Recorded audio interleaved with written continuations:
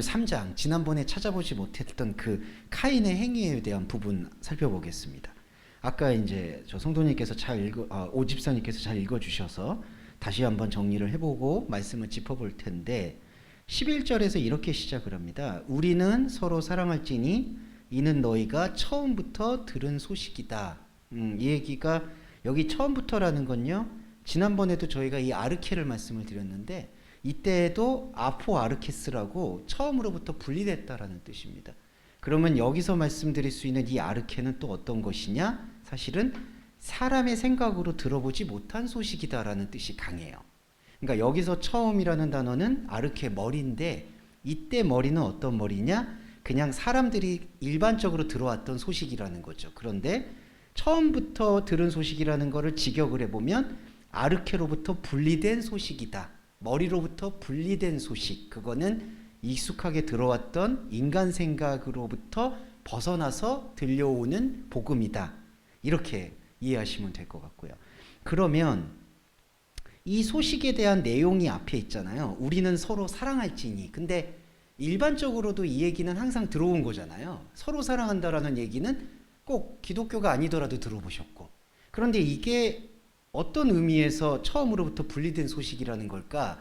그걸 우리가 좀 헤아려 봤을 때에는 여기서 서로 사랑한다라는 거는 1차적인 사랑과 2차적인 사랑이 있습니다. 반가운 얼굴이 들어오시네요. 네, 죄송합니다. 갑자기 제가 이렇게 막 입장을 띄워드리면 안 되는 건데 되게 더 당사자가 송구하실 텐데 양해해 주시고요. 네. 여기서 서로 사랑한다라는 거는 1차적인 것과 2차적인 게 있는데요. 뭐냐면은 첫 번째로 우리 인간은 대상을 통해서 사랑할 수밖에 없어요. 지금 저와 여러분이 보는 이 말씀도 대상입니다.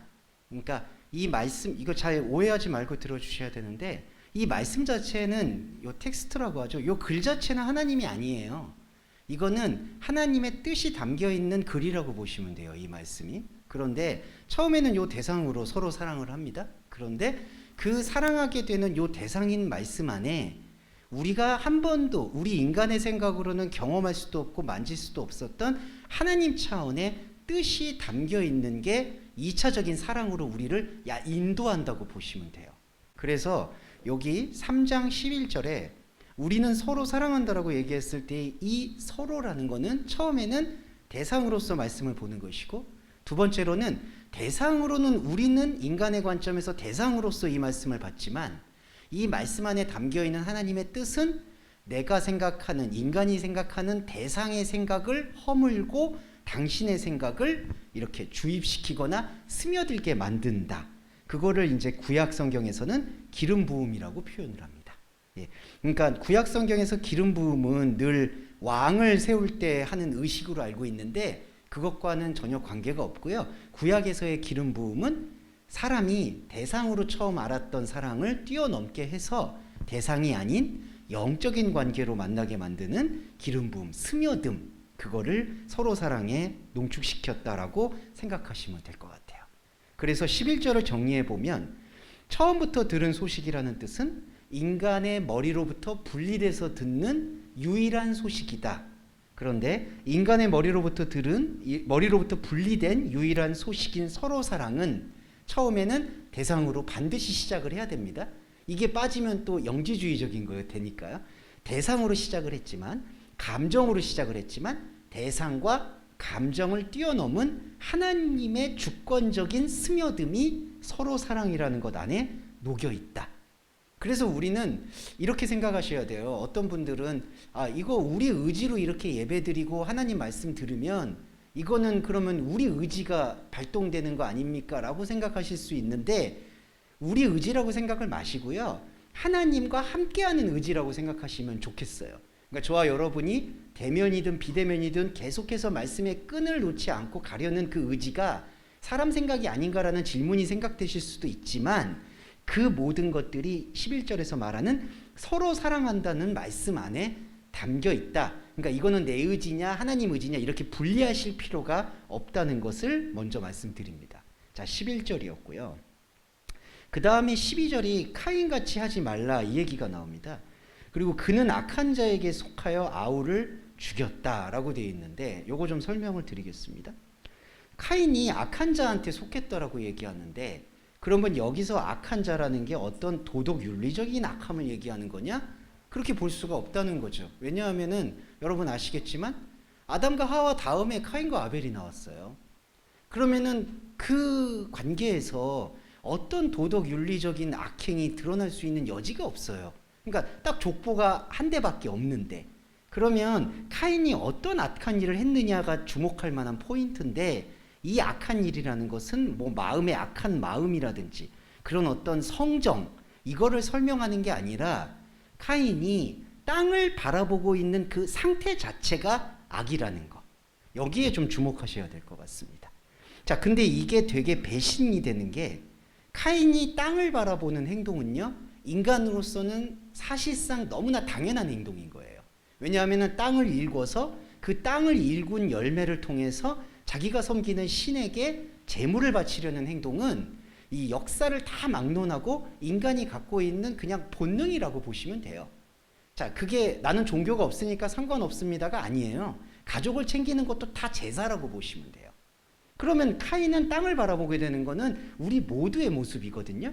근데 그게 왜 악한 자일까라고 봤을 때에는, 이 땅을 바라보는 모습이 땅만 바라보게 됐을 때 필연적으로 형제를 죽일 수밖에 없다라는 것을 하나님께서 말씀으로 보여주신다는 거예요. 그러니까 무슨 뜻이냐면요, 이거예요. 카인이 악한 이유는 땅을 바라봐서 악하다는 게 아니라, 땅은 그냥 우리가 주어진 삶을 살아가는 거거든요. 그런데 삶을 살아가면서 잊지 말아야 될 영적 자리를 회복을 못했다는 겁니다. 이 영적 자리가 뭐냐 하면 바로 아벨의 자리예요. 그러니까 카인과 아벨은 두 사람이라고 보시지 마시고 내 안에 있는 하나의 자아라고 보시면 되고요. 카인은 그냥 땅을 바라보고 있어요. 그런데 카인이 만약에 하나님 앞에서 생명으로 발견되려면 카인 안에 있는 아벨을 주목하면 되는 거예요. 근데 그 아벨은 뭐냐 하면, 구약 성경에서는 마치 양을 드린 것처럼 묘사가 됐지만 그 내용의 깊이를 헤아려 보면 양을 드렸다라는 자체가 아니라 아무것도 하지 않았다라는 게 강조가 됩니다.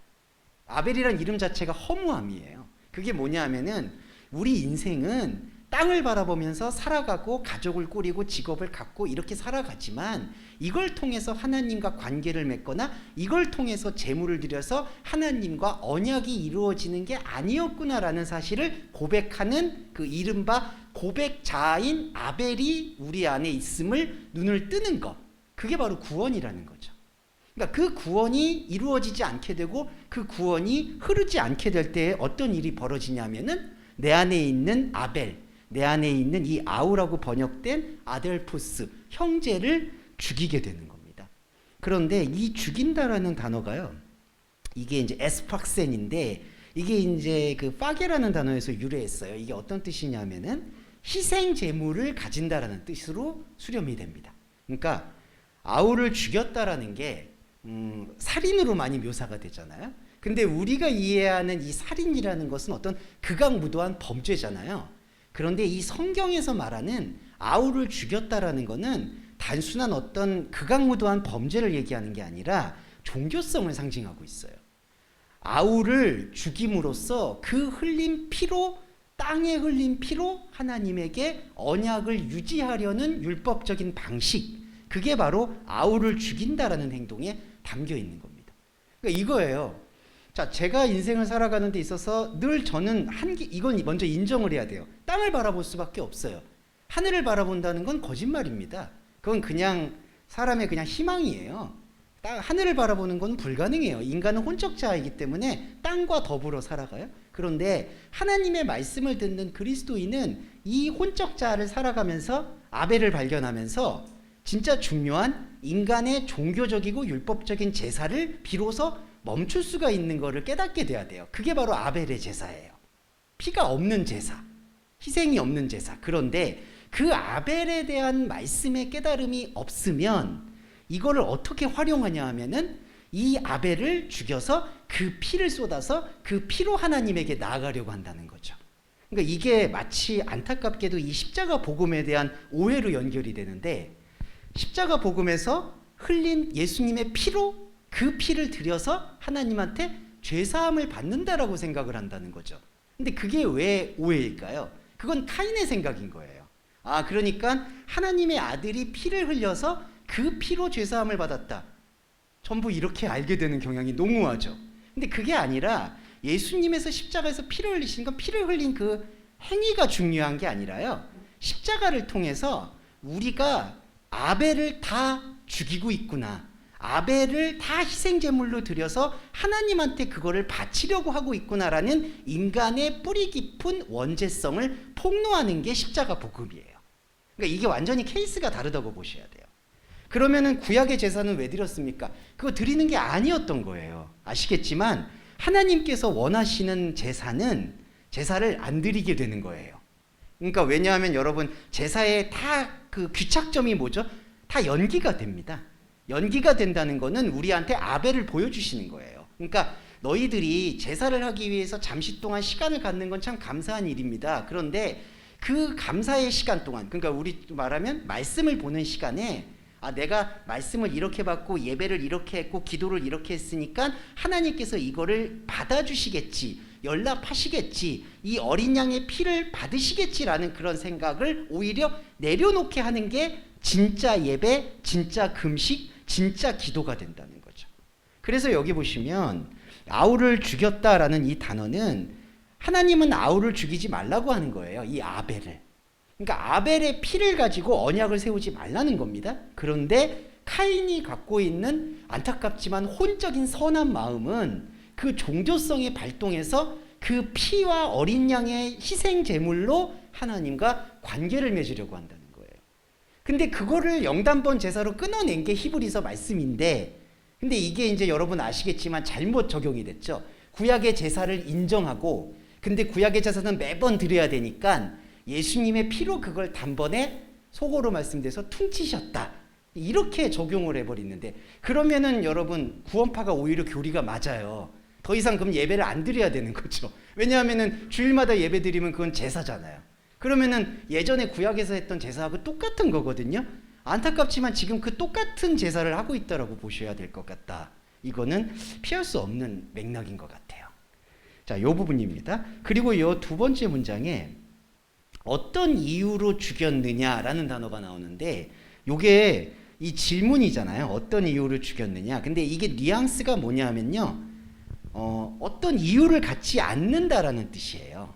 그러니까 무슨 얘기냐면은 가인이 어떤 이유로 죽였냐, 행위가 악해서 죽였다 이 얘기가 아니라요. 우리 모두가 카인이에요. 우리 모두인 카인은 선한 마음을 연말을 하든 악한 마음에 타락을 하든 솔직히 예외 없이 모든 존재는 카인인데, 이 카인은 어떤 이유가 있이 아벨을 죽이는 게 아니라는 거예요. 그러니까 이건 우리가 엄정하게 인식을 해야 되는 게, 우리의 존재가 어떤 수양이나 수행을 통해서 조금 이 카인의 제사를 피할 수 있는 방법을 찾을 길은 없다라는 거예요. 그러니까 예수 그리스도가 관통되는 그 생명의 십자가 복음이 아니고서는 카인의 제사를 멈출 길이 없다는 거예요. 그러니까 자꾸 인간은 이 인간의 선한 마음이 왜곡되는 건 어떤 내 잘못된 원인을 찾으려고 하거든요. 그러니까 어떤 이유로 죽였을까? 카인이 아벨을 질투를 해서 죽였을까? 아니면 하나님한테 노여움이 있어서 죽였을까? 아니면은 제대로 된 삶을 살지 못해서 죽였을까? 자꾸 이유를 찾잖아요. 근데 그게 아니라 우리 모든 존재는 카인인데 그 안에 아벨의 진리를 발견하지 못하면 그거는 이유 없이 죽인다는 거예요. 그러니까 인간은 어떤 이유를 찾지만 인간에게서 이유를 찾아서 만약에 그걸 정답이라고 내세우고 그걸 열심히 실천해 보시자고 예를 들면 그게 해결이 되는가? 해결되지 않는다는 거예요.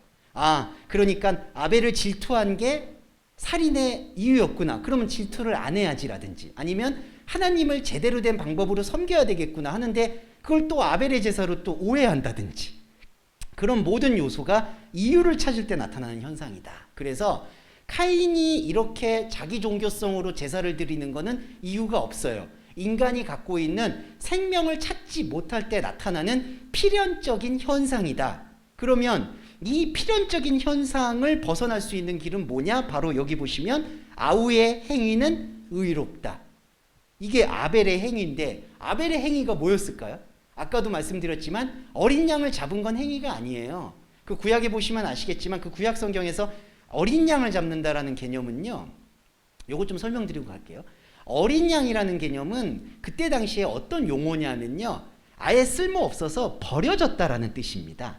그러니까 이 유대교 교육, 여러분 하보르타도 많이 들어보셨겠지만 그 유대인들은 아이나 미성년들을 사람으로 취급하지 않아요. 왜냐하면 성년식을 임할 때까지 어떤 기준의 어떤 자기 기준의 학식을 익혔을 때 비로소 사회에 쓰임이 생겼을 때 인간이라고 불러요. 그전에는 인간이 아닙니다. 그래서 투표권도 없었고 그런 이유가 있었거든요. 그러니까 유대교 교육을 한국에서 따라하는데 그걸 좀 되게 저는 어리석다는 생각을 솔직히 말씀드려요. 사람 취급 안 하고 존중한다라고 보시면 되니까 그 위험한 교육 방법이고요. 자, 그 얘기를 제가 왜 드렸냐 하면은, 자, 어떤 어린 양의 개념은 실제로 행위한 게 아니라는 거예요. 그러니까 어린 양은 쓸모가 없고 모든 사람들에게 저거는 제사의 제물로 사용돼서는 안 된다는 개념입니다. 그 번역 성경은 좀 오해가 있는 게 1년 된 양을 어린 양으로 보는 경향이 있어요. 근데 그거하고는 달라요. 1년 된 양이라는 거는 사람이 할 수 있는 모든 노력을 뜻하는 거예요. 그건 어린 양하고 다릅니다. 근데 예수 그리스도가 자꾸 어린 양하고 대입되는 이유가 뭐냐면 구약에서 잘못 드렸던 그 제사를 멈추라는 시그널인 거예요. 신호인 거예요, 이게. 어린 양 예수 그리스도라는 뜻이. 그러니까 예수님이 어린 양 희생 제물이라는 게 강조되는 게 아니라 그러한 희생 제물이라는 게 얼마나 허탄한 것인지를 깨달으라는 게 어린 양의 뜻이에요. 그래서 아우의 행위라는 이 아벨의 행위는 어린 양을 드렸다라는 걸로 이해할 것이 아니라 아무것도 드릴 수 없음을 고백한 존재. 그러니까 저희의 예배 안에서 저는 그런 것들이 왜곡이 되면은 예배와 설교를 할 이유가 없다고 생각을 해요. 가장 중요한 흐름은 우리 안에 하나님께 내 자아로는 예배할 것이 없습니다라는 걸 고백하는 것. 그게 바로 아우의 행위입니다. 그게 의라는 거죠. 이 자체가 됩니다. 그러면서 13절에 형제들아 세상이 너희를 미워하여도 이상히 여기지 말아라. 자, 이 얘기는 좀 중요한 건데요. 이 단어를 이 문장을 오해를 하게 되면 미워하는 현상이 나타나는데 이거는 나를 당연히 미워하는 거야. 이상히 여기지 말아야지. 이런 뜻으로 읽히게 되는데 그게 아니라요.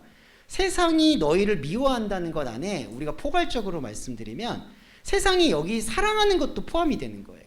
그러니까 세상이 너희를 미워한다는 것, 세상이 여기를 미워한다는 얘기는 그냥 현상적으로 미워한다는 것만 포함하는 게 아니라 세상이 우리를 사랑해 주는 것도 여기 포함이 되는 거예요. 그러니까 이 13절의 말씀은 이거예요. 뭐냐면 세상 안에서 너에게 영적인 안식이 주는 것이 하나도 없다는 사실에 대해서 이상하게 여기지 말라는 뜻입니다.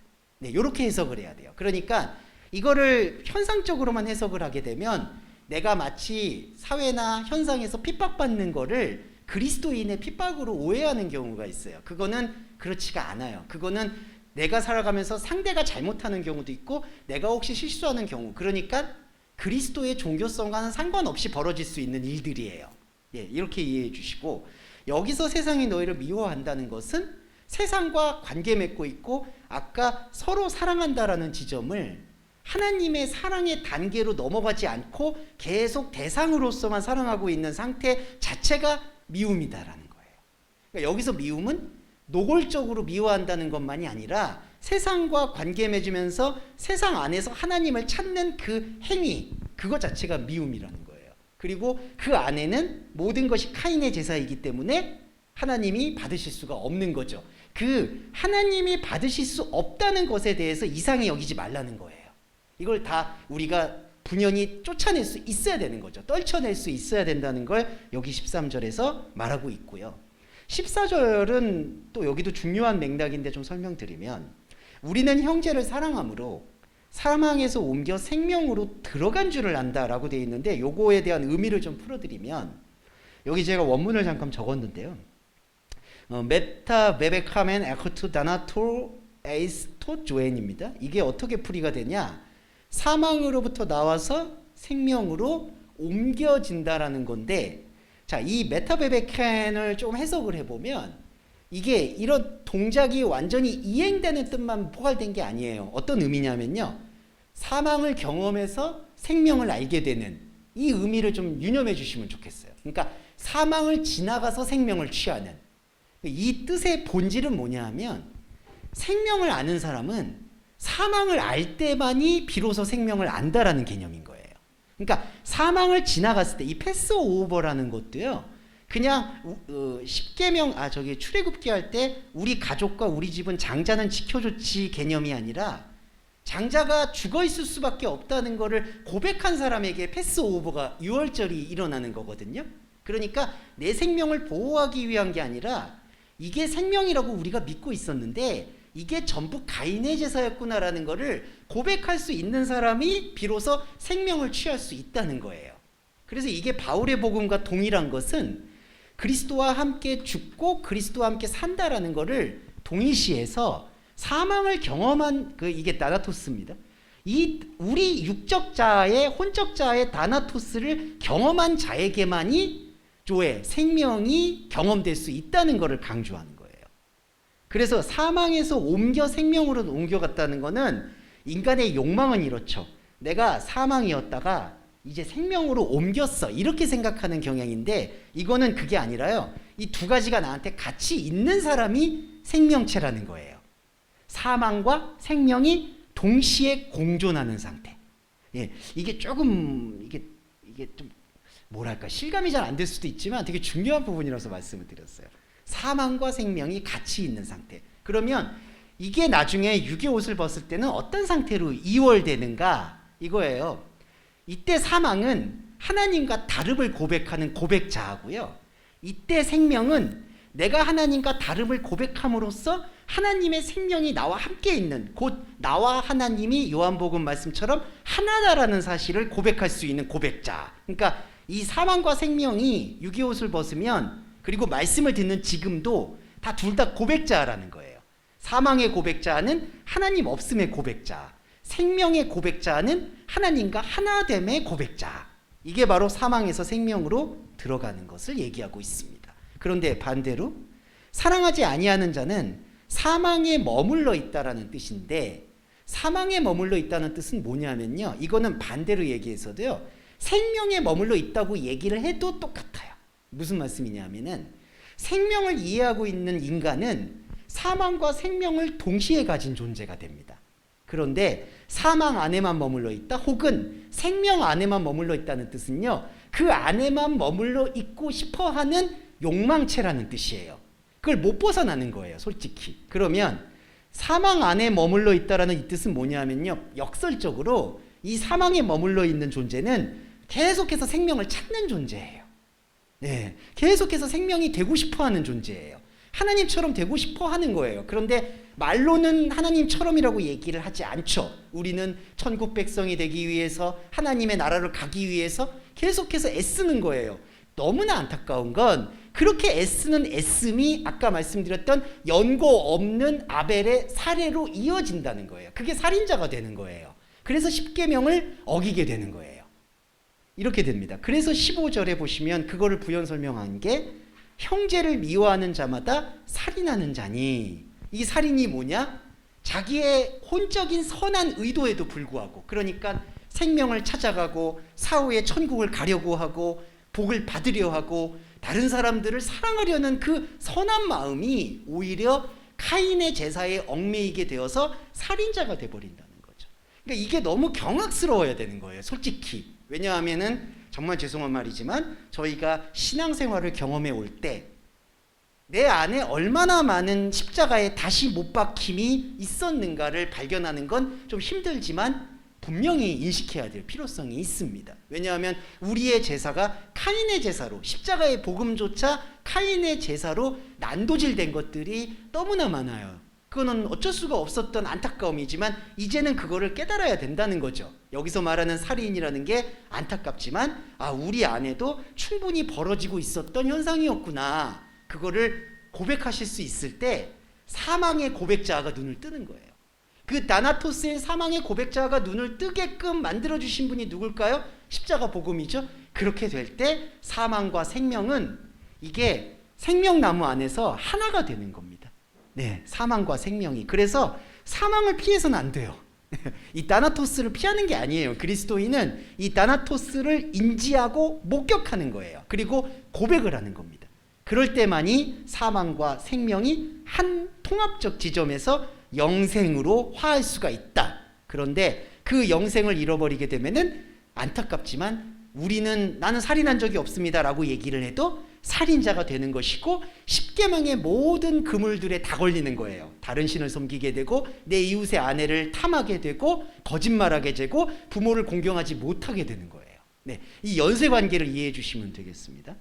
그리고 16절은 약간 어려운데 이거 좀 설명 올릴게요. 그가 우리를 위하여 목숨을 버리셨다. 16절의 그는 이제 아마도 그리스도 예수를 상징합니다. 뜻하고요. 근데 우리를 위하여라고 되어 있지만 이 용법을 잘 이해해 주셔야 돼요. 이 전치사 용법이 휘페르라는 전치사인데 넘어서서라는 의미로 쓰이는 게 조금 더 많아요. 그러니까 그가 우리를 넘어서서 목숨을 지정하셨으니 라는 단어로 이해해 주시면 좋겠습니다. 그러니까 무슨 뜻이냐면요, 우리를 위해서 목숨을 던지셨다라고 하는 이 단순한 번역은 어떻게 우리를 인도하느냐, 예수님이 우리 때문에, 우리 죄 때문에 목숨을 버리셨어 라고 해석할 수 있는데 그 의도하고는 많이 달라요. 이건 뭐냐면 예수 그리스도는 우리를 넘어서서, 그러니까 자, 우리도 혼적자아가 있었어요. 예수님도 육체로 오셨기 때문에 혼적자아가 있어요. 그런데 예수님의 이 혼적자아를 여기 목숨이라고 번역된 푸시케라고 하거든요. 그런데 우리는 여기 카인의 상태에 머물러 있어요. 근데 하나님의 말씀이신 예수님이 카인 상태인 우리 안으로 들어오셔서 당신의 그 혼적자인 푸시케를 어디에다가 버리셨다라는 게 티데비, 놓으셨다라는 개념이거든요. 어디다가 놓으셨냐면은 카인의 제사인 자리에다가 놓으신 게 아니라 예수 그리스도의 푸시케는 하나님의 자리에다가 놨다는 얘기예요. 우리를 넘어서서. 이거 이해되시죠? 자, 여기가 하나님이에요. 하나님이 아들을 보내셨어요. 이게 말씀이 육신이 되어 우리 안에 거하셨어요. 이게 푸시케예요. 자, 우리 푸시케, 하나님 아들의 푸시케, 이 목숨.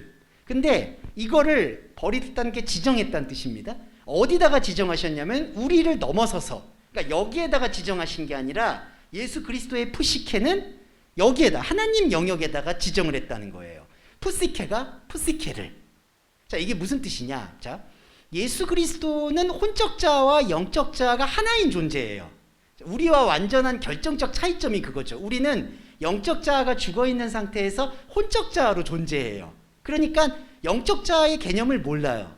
그리고 영적자가 들어와도 알 수가 없어요. 그래서 하나님께서는 혼적자와 영적자가 하나이신 아들인 독생자 예수 그리스도를 보내셔서 우리의 혼적자로 말을 꺼내셔서 혼적자로 이야기를 하시되 혼적자를 말하는 게 아니라 영적자의 지정을 말씀하셨다는 거죠. 그게 바로 우리를 위하여 목숨을 버리셨다라는 해석의 근본이에요.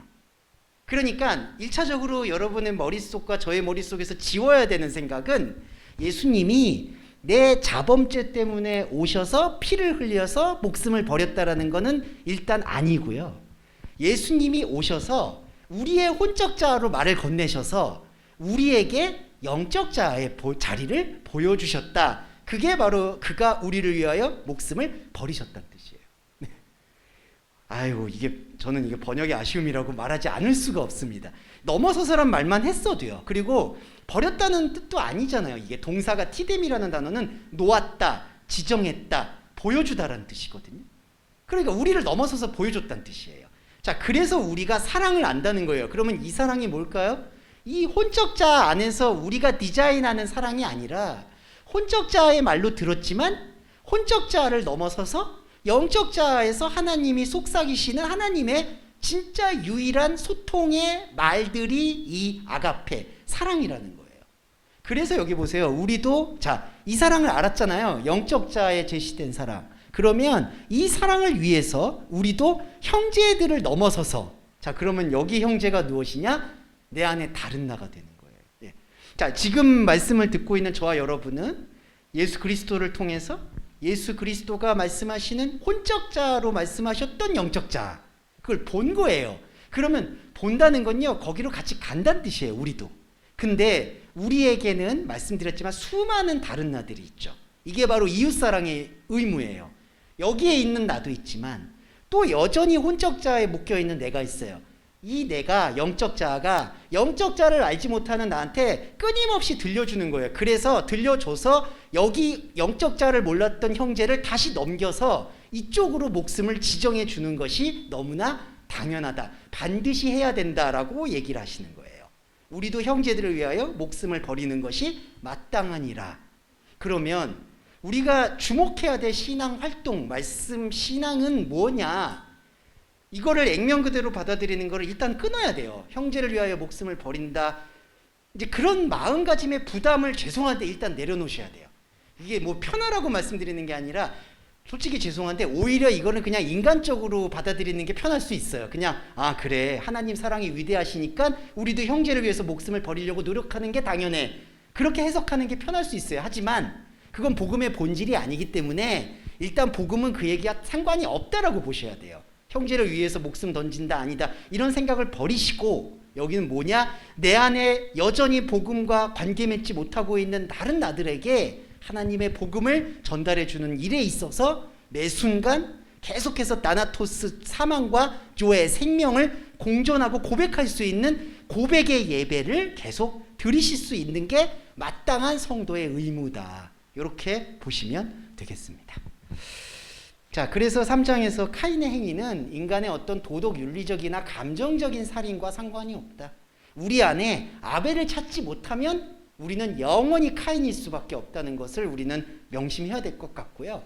사망에서 생명으로 옮긴다는 거는 그냥 난 이제 사망 아니고 생명이야가 아니라 사실 유기 옷을 벗을 때까지 계속 두 고백자를 갖고 있는 게 생명이다. 사망과 생명. 그리고 마지막으로 목숨을 버린다는 거는 예수님의 오신 목적은 혼적 자의 말을 건네서 영적 자의 자리를 보여주신 것. 그래서 우리도 영적 자를 받다면 내 안에 있는 다른 나들에게 또 영적 자를 전달해 줄 수 있는 형제사랑, 이웃사랑, 하나님 사랑의 계명 실천이 마땅하다. 이거를 한번 정리해서 말씀을 드렸습니다. 잠깐 쉬셨다가 두 번째 챕터 보겠습니다. 네, 아이고 여러분 쉬는 시간 때 나눔을 또 그래도 우리가 좀 저희 교회의 특성인 이 쉬는 시간을 활용하셔서 좀 소통을 좀 했으면 좋아서 앞으로도 좀 이런 시간을 많이 가져보도록 하겠습니다. 네, 자 이제 두 번째 보겠습니다. 진리의 영과 미혹의 영인데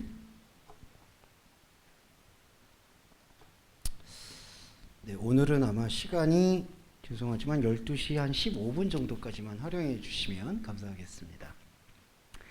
사랑하는 자들아, 근데 이거 좋아하실 거 아니에요. 사랑하는 자들아 이런 얘기할 때 이미 또 우리 머릿속에 비늘을 벗기려고 작심하는 발언이다. 그러니까 이 사랑을 우리가 낭만적으로 생각 안 하셨으면 좋겠어요. 왜냐하면 모든 영을 믿으려 하지 말아라 이 표현입니다. 그러니까 영을 다 믿지 말고 이거는 번역에 좀 오류가 있어요. 그러니까 전부 믿지 말고 진짜 영인지 미혹의 영인지 분별하라 이 뜻으로 이제 뉘앙스인데 그게 아니라요. 영은 믿으려고 하는 게 아니다라는 뜻입니다.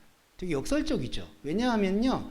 이 믿음이라는 게 여러분 저희 사주 커리큘럼 때 말씀을 드렸지만 우리가 믿는 믿음은 그냥 신뢰라고 보시면 돼요. 그러니까 우리가 그냥 믿으려고 하는 마음이지 그거는 기독교에서 말하는 믿음의 본질과 좀 달라요. 왜냐하면 우리는 믿으려고 했는데 우리 안에 믿을 게 없다라고 고백을 할 때 비로소 예수 그리스도인 믿음이 우리 안에 새로운 생명을 주시거든요. 그러니까 그거는 우리가 믿는 믿음의 신뢰하고는 좀 관계가 없다고 보셔야 돼요. 물론 필요는 하죠. 우리가 믿으려는 마음이. 하지만 그 믿음이 완성이 아니라는 거예요. 그래서 영을 믿으려고 해서는 안 된다는 거예요. 그럼 뭐냐? 영은 우리 안에 생명으로 나온 거예요. 있는 거예요. 근데 그 생명, 하나님 영역에서는 있죠. 우리는 죽어 있습니다. 근데 하나님 영역에서 있는 이 생명이 어떻게 우리 안에서 드러나느냐? 말씀으로 드러난다는 얘기입니다. 그래서 오직 영들이 하나님께 속하였나 분별하라. 이 뜻이 뭐냐 하면요. 분별이라는 게 식별해라, 알아보라는 뜻입니다. 이게 이제 유명한 동사 도키마조예요.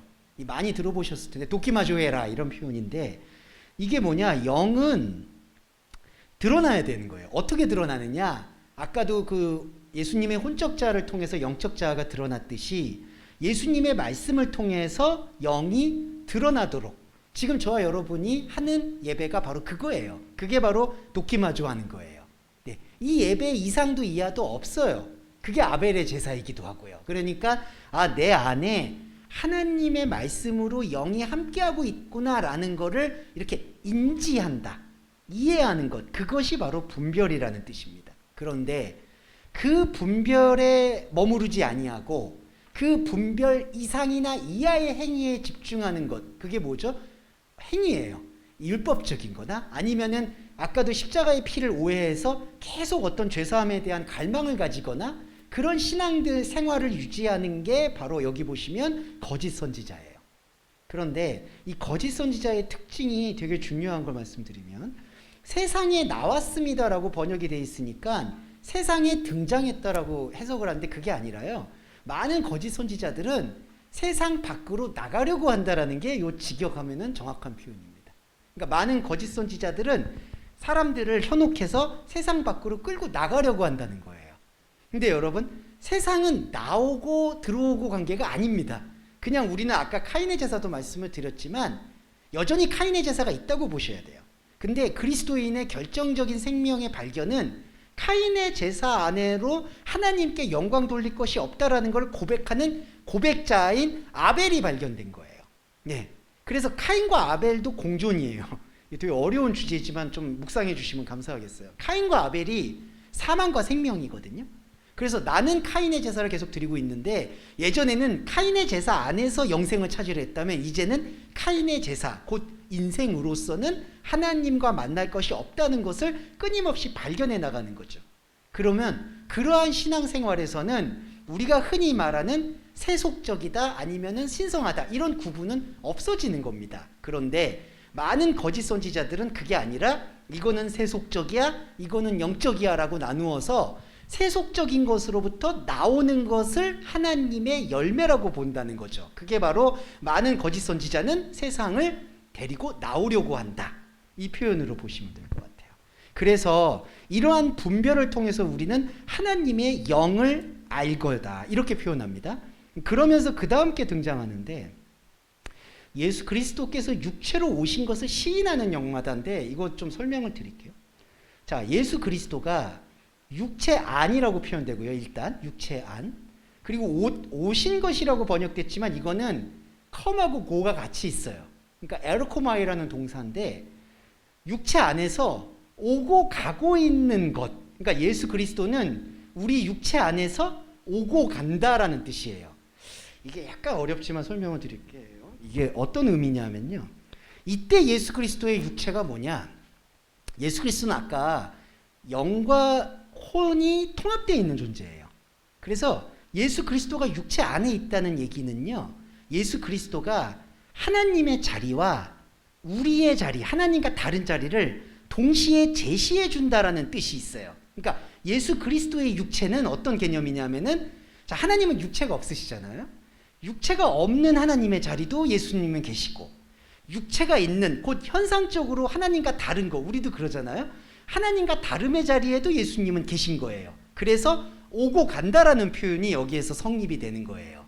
육체 안에 오고 간다는 건요, 예수 그리스도는 우리 육체를 끌어안으셨잖아요. 우리 하나님과 다른 요 재료를, 이걸 안고 하나님 자리로 가세요. 이게 가는 거예요. 근데 거기로 가는 게 끝나는 게 아니라 하나님 자리에서 또 화답을 하셔서 여기로 와요. 이게 예수 그리스도의 사역이에요.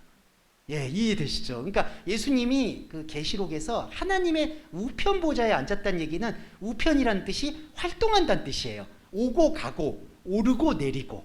그래서 이게 육체 안에서 오고 간다는 거는 우리 육체, 우리의 하나님과의 다름을 가지고 하나님에게로 가고, 하나님의 화답을 받고 우리 안으로 들어오고, 이게 영적 활동이에요. 그거를 시인한다는 개념은 뭐냐면요, 이 영적 활동을 호모로고스, 말씀을 통해서 발견해 나가는 게 시인이라는 단어의 뜻이에요.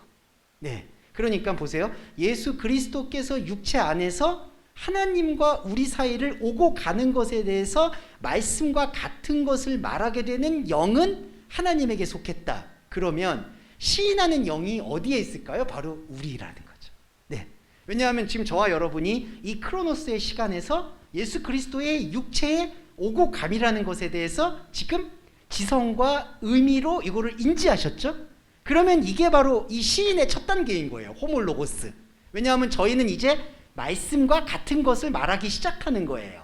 물론 여기 안에도 조금 더 깊어지는 말씀의 이해라든지 뭐 그런 편차는 있을 수는 있어요. 하지만 그 편차는 중요하지 않고 이 안에 비로소 우리 안에서 푸뉴마, 영이 시작됐다라는 게 중요한 거예요.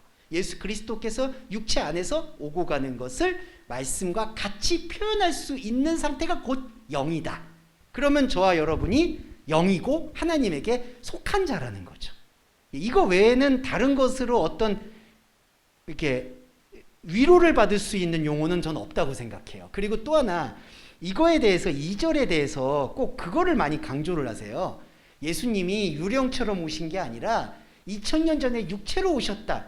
솔직히 말씀드리면 요한복음에서는 그게, 요한이 쓰는 이 관심사는 그게 아니에요. 예수님이 2000년에 육체로 오셨다 안 오셨다는 거는 이미 복음서에서 다 얘기한 거고, 여기서 얘기하는 거는 우리와 같은 혼적자로 오셔서 우리의 혼적자를 영적자로 품어서 하나님에게로 가져가고, 하나님이 거기서 우리를 발견하셔서 화답하셔서 우리를 의롭다고 여기신 거를 또 갖고 들어오고, 그러니까 우리 안에서 정말 예수 그리스도가 복음인 게 버릴 게 없어요. 버릴 게 없어. 네. 진짜.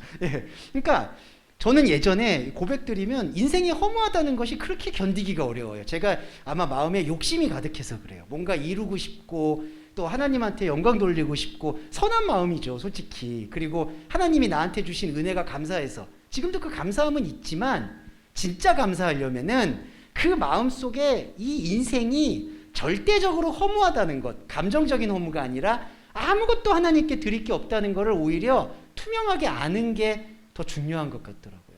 그렇지 않게 되면은 마음속에 이 짐이라고 해야 될까? 그게 영원히 계속 가게 되는 것 같아요. 그래서 너무 힘들었고, 지금은 비로소 그런 부분들이 조금씩 보이기 시작하고 여러분들이 이미 더 많이 보이실 거다라는 확신을 갖습니다. 네. 저는 욕심을 아직도 버리지 못하는 저를 꾸짖어 주시면서 이렇게 보시면 좋겠고, 그리고 이게 3절이 예수를 시인하지 않는 영마다, 이게 안타깝죠. 이건 영이 아닙니다. 일단 이거를 잘 구별해 주셔야 돼요. 예수에 대해서 육체로 오고 감에 대해서 고백할 수 없는 존재는 사실 영이 아니에요. 그래서 6절로 잠깐 넘어가서 말씀드리면, 이로써 진리의 영과 미혹의 영을 알게 된다라고 얘기를 하는데, 자, 이런 용법에 대해서 우리가 좀 말씀을 드리고 싶은 게, 이래서 사람들이 좀 오해하는 경향이 있어요. 또 다른 성경 구절에서는 뭐 귀신의 영, 푸뉴마투 다이모니온 이런 단어들이 좀 쓰여서 오해의 소지가 있는데, 이거에 대해서 정확히 말씀드리면 미혹의 영이 있는 게 아니라요, 이 미혹이라는 것 자체는 내가 영적이다, 내가 영이 있다라고 생각하는 그 판타지, 착각이라는 겁니다. 그러니까 요게 차이가 있어요. 요거를 두 개를 같이 놨다고 해서 진리의 영이 있고 미혹의 영이 있고가 절대로 아니라, 진리의 영은 예수의 육체 안으로 오고 가는 것에 대해서 말씀으로 교감하는 그 자체, 그게 영이고요. 그것 외에는 영이 아닙니다. 영이 없어요. 그거는 영이 죽어 있다라고 얘기할 수 있죠. 그래서 미혹의 영은 이거예요. 영이 죽어 있는데 마치 영적인 것처럼 행동하게 되는. 그래서 안타깝지만 이 말씀 좀 드리고 싶은데, 사도 바울도요, 우리 안에서 일어나는 그런, 우리 흔히 은사라고 표현을 하지 않습니까? 예언하거나 방언하거나, 그걸 부정하지는 않아요. 왜냐하면은 사람의 이 혼적인 상황 속에서 어느 정도는 얼마든지 나올 수 있는 영역이거든요. 그리고 그게 나쁘다 좋다도 아니에요, 여러분. 어떤 분들은 뭐 그게 하지 말아야 된다, 해야 된다 이렇게 구분하는데 그것도 아니에요. 그냥 나타나는 현상이에요. 그런데 바울이 제일 중요시 여긴 건, 그건 영이 아니다라는 거예요. 근데 인간의 이 욕망이 있죠. 카인의 제사적 욕망. 그거는 그걸 어떻게 끌고 올까요? 하나님이 주시는 카리스마, 은사라고 이걸 끌고 가는 거예요. 더 안타까운 건 그걸 은사를 토대로 삼아서 교회를 세우고 이렇게 예배를 드리고 안수를 하고 운영을 하죠. 그러면 이게 다 시간이 카인의 제사로 잠식이 돼버려요. 정말 죄송한 말인데, 그렇게 은사를 밝히시는 교회에서 과연 정말 이 호몰로고스, 시인하는 상태가 일어나는지를 안타깝지만 그거는 판단이 아니라 분별을 해보시면 나오게 되는 것 같아요. 안타깝지만 그것도 하면서 이것도 하면 좋겠는데 그렇게 되지는 않는 것 같아요. 그래서 여기 보시면 미혹의 영은 착각이다. 영이 있는 게 아니다. 죽어 있는데 있는 것처럼 이렇게 노력하는 상태다. 이렇게 보시면 되겠고요. 자, 마지막으로 제가 다음 주에 요 자녀들아 4절 5절에서 또 놓친 부분들은 또 제가 요 비대면 예배를 통해서 해설 드리고 하겠고요. 오늘 마지막으로 마무리 드리면서 하고자 하는 말씀은 요겁니다. 8절에 사랑하지 않는 자는 하나님을 알지 못하나니 이는 하나님이 사랑이시다 라고 얘기되어 있는데, 요거에 대해서는 다 알고 계시지만 하나만 짚고 넘어갈게요. 하나님이 사랑이시다라고 얘기할 때에는요, 이거는 조금 분리해서 봐야 되는 게, 이거는 하나님은 사랑이다라는 이 표현에는 이 사랑은 보통 명사 개념이 아니라 고유 명사 개념으로 보셔야 돼요. 자, 보통 명사 개념이라는 거는 대충 이런 거죠. 만약에 우리가 어떤 분을 평판으로 얘기할 때 그분은 참 사랑이셔. 우리 사모님이나 우리 집사님은 참 사랑이셔 라고 얘기하는 것. 근데 자칫 잘못하면 이게 그 뉘앙스로 들리죠. 하나님은 사랑이셔. 근데 그런 뉘앙스가 아니라 이거는 이른바 우리가 중요하게 말씀드리고 싶은 건 범접할 수 없는 하나님만의 표현 방식이라는 거예요. 이 사랑이라는 게. 예. 그러니까 우리가 이렇게 익숙하게 알고 있는 어떤 본능들에서 일깨워지는 사랑의 감정, 사랑의 생각들 있잖아요. 사랑의 정의. 그 그물에서 하나님을 평가할 수가 없어요. 여기서 말하는 하나님이 사랑이시다라는 거는 하나님만이 표현할 수 있는 방식이 바로 사랑이다. 그러니까 이 사랑이라는 단어에 대해서 안타깝지만 일단 모든 우리의 생각과 정의는 내려놔야 돼요. 네.